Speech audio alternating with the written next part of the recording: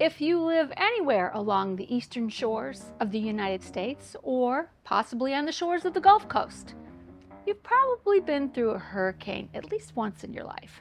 While preparing for a hurricane is never fun, it is necessary.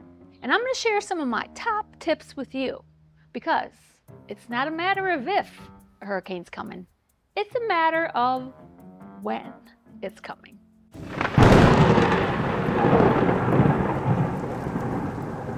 Now, me personally, I've lived here in Florida for well over 40 years, and I've pretty much got the hurricane drill down to a science, sadly.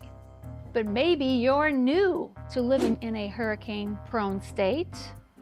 Possibly you've never even prepared for a hurricane before. Or maybe you're just nervous just thinking about it. Well, rest assured, I'm going to give you some tips to help lift some of the stress, because there will be stress. Always know what zone your home is located in. Every county has divided up their cities into zones, and each city may have numerous zones. Some of those are evacuation zones. Yes, there are some areas that are going to be required to have you evacuate. The authorities will expect you to leave due to a high risk of flooding, like being on the beach. I recommend that you visit your state's emergency management website and find out which zone your home is located in and keep this information in a safe place. So let's say you're not in an evacuation zone and you plan on riding the storm out. You need to get prepared and have all the items that you're going to need in your home. You're going to need to gather food, water, and medication, both for staying in your home and in an emergency pack to leave, because there's always a chance that you may have to leave, even if you want to stay. You know, sometimes these storms can be predicted to be a 1, and they end up being a 4, and it's not advisable always, the higher that number gets, that you stay put. Okay, let's talk about those supplies you'll need. So at your house, you're going to need a minimum of 2 weeks. Minimum of 2 weeks of canned food, non-perishable food, easy to prepare food. And if you can carry more than 2 weeks, that's a good idea. But a minimum of 2 weeks. You're also going to need lots of water. 1 gallon per day, per person.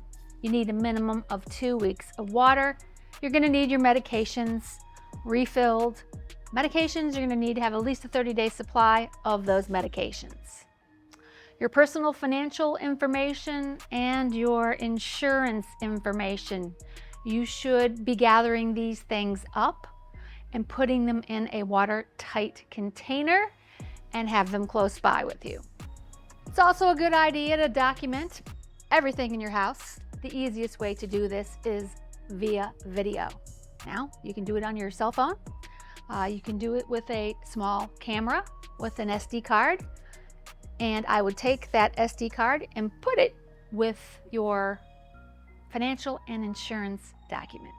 Also, make sure to have plenty of pet food in the house.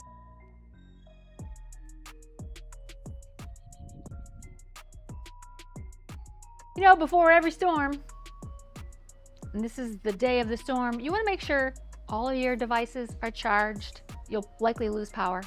So having all of your phones charged, anything that you're going to be needing to use, and having a backup battery pack is important. As I mentioned, the likelihood of power going out is quite high. So flashlights, lots of batteries, candles, probably electric ones would be best. Make sure if you use candles, you keep them away from anything that could catch on fire. Sign up for emergency alerts. Like our local TV station here, you can actually download their app. If your power goes out, you can still monitor the storm through your phone. I would always suggest that you have some type of app on your phone where you can stay in touch, even if the power goes out in your home. And with that being said, also a battery-operated radio. If you don't have a generator, if you live in Florida, at least, it's probably a good idea that you get one. And learn how to operate it and maintain it.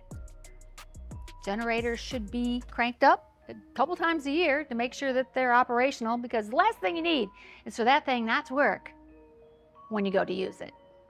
So learn how to operate a generator safely if you buy one. If you're someone that relies on medical equipment like a CPAP machine, you're going to need to think in advance on how to use that equipment with a generator. As I mentioned before, you're preparing for your home. You also need to make a to-go pack with at least 3 days worth of supplies, because if the storm intensifies and you're forced to leave your home, you want to make sure you have 3 days of clothing, medications, toiletries, 3 days of water, and 3 days of non-perishable food with you. Remember, during a hurricane, you need to be ready to live without power, water, gas, phone service, or internet for a long period of time. Also, evaluate the inside of your home for the safest place in the home. Typically, it's a small room with no windows. And make sure that that room is prepared for you to stay there if winds become intensively high. Now, with any hurricane, there's always a risk of flooding, and flooding is actually the most dangerous part about a hurricane. If you're in a flood zone, you really should consider whether or not you should stay there. If you're not in a flood zone, there's still a chance that your home could flood. So make sure that you isolate an area in your house that's higher, that you could actually retreat to if flood waters were to rise in your home. Now let's talk about the outside of your house, my least favorite part about preparing for a hurricane.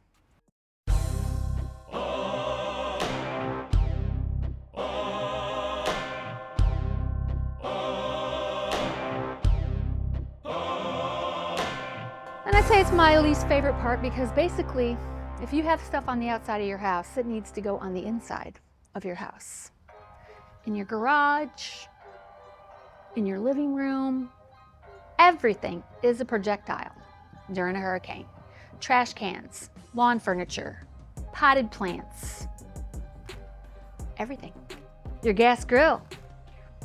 If you can't get that thing inside, you're gonna need to find some way to tie it down with anchors, but it's best to stick it in the garage. If you've got recreational vehicles in your yard, they need to be tied down. Boat, on a boat trailer, all that needs to be secured.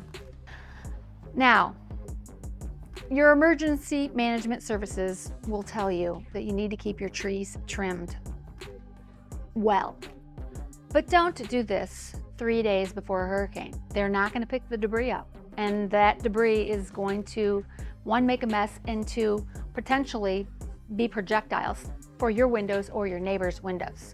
So if you live here in the state of Florida, you're going to have to keep the maintenance on the outside of your home kept up well in advance. I would, on an annual basis, remind yourself that you should do a heavy trimming in your yard, probably March, no later than April, so that you have time to do it and it's taken away, because hurricane season starts in June. That's right. 50% of the year is hurricane season. Atlantic hurricane season starts on June 1st and ends on November 30th. Now, after you've gone through your yard and brought in all of those pots that are probably full of ants into your garage, you've got to put up your shutters. If you have impact glass, that's one less thing you have to do. But yeah, the shutters need to be down probably within 24 hours of the storm reaching your home. There's going to be a lot of rain. Along with that lawn maintenance I mentioned, you should make sure that your gutters are clear. I have a tree that sheds horribly, so yes, we have to clean our gutters and drains. We have French drains. You need to make sure all of these things are clear of debris because they're going to be taking on a lot of water. Another thing you might want to consider having is some visqueen sheet plastic in case some water gets into your house, something's breached, and you need to make an emergency repair, not a bad idea. So let's say you were planning on staying at home and things got crazy and you needed to leave. You need to know where you're going to go in advance. Where you're gonna go, how you're gonna get there. Hotels are gonna be packed. You better think about this ahead of time. And let's not forget about our furry friends. You need to make sure your pets have food. You might want to consider having some sedatives for your pet. Also, if you have to evacuate, a lot of shelters don't take pets. You need to do this research in advance. Maybe you have a family member on the other side of the state or out of the state you can go stay with. If no one will take your pet, these are things you need to think about well in advance. I'm sure I don't have to tell you this, but staying in a mobile home during a hurricane is not safe. Don't do it. And one of the reasons I mentioned to you that you needed to have several weeks worth of food and water, 2 weeks minimum, I'd have a month. And here's why. Let's say it is a just bad storm and the area is devastated. You could be stuck at your house for a long time. A lot of times the roads are covered with debris. You have electrical lines that are down. There is flooding and you just can't go anywhere. So you need to be sure that you're able to survive for an extended period of time if a storm like that were to happen. Never venture into water. It's 1, full of bacteria. 2, it could be hot with a live wire. So do not wade through the water after a storm. And make sure that your generator is outside the house. Never operate a generator inside the house. They give off carbon monoxide and you will die. So make sure that generator is well away from any windows in your home. You have a long extension cord. You can also hire an electrician to come put a specific type of plug on your panel, and you can plug that generator directly into your electrical panel. Now, it will not operate everything, but it will at least keep your lights on, keep your refrigerators on, maybe some ceiling fans. You're not going to be able to run your air conditioner off of it, but it's better than having 1,000 electrical cords going through your house. Always remember, you cannot see or smell carbon monoxide, and it will kill you. If you feel lightheaded or dizzy at any point in time, you need to get out of the house and get fresh air immediately. Also, after a storm, probably not a good idea to drink any of the water out of your faucets until you've heard from authorities that the water is safe to drink. Now, I've been through these hurricanes so many times that I got tired of dragging all my stuff inside. It's a pain. It's like a week to prepare your house for a hurricane. And then it's another week to put the crap back. So I got smart. It cost me a lot of money, but I ordered shutters that I could just freaking roll down and keep everything in the patio, like this.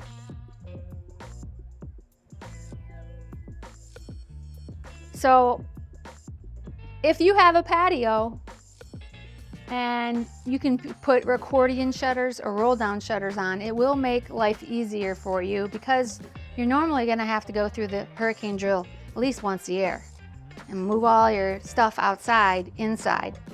You get tired of doing it. So if you're living in Florida for a long time, it's a great investment. The only thing I have to do is drag the pots that are not under the patio, press the button, and we're all down, locked tight. Another thing you have to think about with your pets, it's stressful for them. If it's windy and rainy and they can't go outside, a baby pool. Now we have a baby pool for our dog because he likes to play in it, but during a hurricane, you can put it in your garage or under your patio and get some sod from Home Depot or Lowe's and make a little miniature potty pad for your dog. They'll appreciate not having to go out in the storm to go to the bathroom, and so will you.